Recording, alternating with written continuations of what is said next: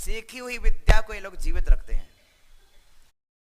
और जो गुरु के द्वारा दी गई विद्या को जीवित रखता है वह शिष्य गुरु को जीवित रखता है।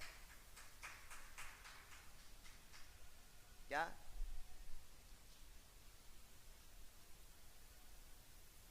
जो गुरु विद्या जीवित रखता वह गुरु को जीवित रखता है। जो गुरु विद्या जीवित रखता वह गुरु को जीवित रखता है। जो शिष्य गुरु की विद्या को जीवित रखता है, क्या कही आकाश?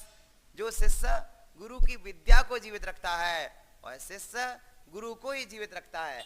इसलिए गुरु के ज्ञान को सहेजना गुरु को सहेजना है, गुरु के ज्ञान को सहेजना। देखो हमारे संघ में शुद्धात्म सागर महाराज हैं, जब देखो तब उनकी कलम चलेगी। विशुद्ध सागर जी के संघ में सुब्रत सागर महाराज हैं। आज विशुद्ध सागर महाराज ने एक भी ग्रंथ, माने बहुत कम ग्रंथ लिखे, लेकिन सुब्रत सागर ने सब लिखवा दिए। विशुद्ध सागर जी ने प्रवचन किए, उन्होंने लिखवा दिए। तो गुरु के ग्रंथ को सहेजने वाला गुरु को सहेजता है।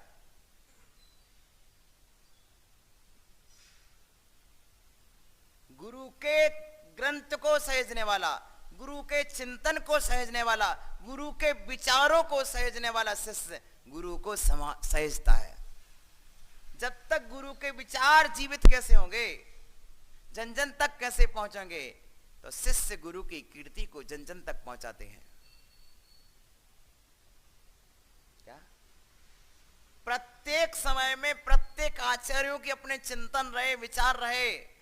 ज्ञान भगवान के पास तो अनंत ज्ञान था, वे भी अनंत नहीं दे पाए, उसका कुछ अंश ही दे पाए। गौतम गणधर उनका अंश ही जान पाए, और गौतम गणधर जितना जान पाए उसका भी कोई भाग दे पाए। मतलब यह है, इसलिए गुरु के विचारों को तत्काल डायरी में लिखो।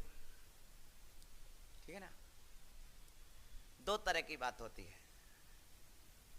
गेहूं अनाज है तो उसको काट के रख लिया जाता है, और केला फल दाल है, केला फल है तो खा लिया जाता है। समझ रहे ना? तत्काल भी खाया जाता है और कुछ आगे के लिए भी। इसलिए तत्काल माइंड में बसाओ, नहीं बसता है तो उसको लिख लो। समझ रहे ना?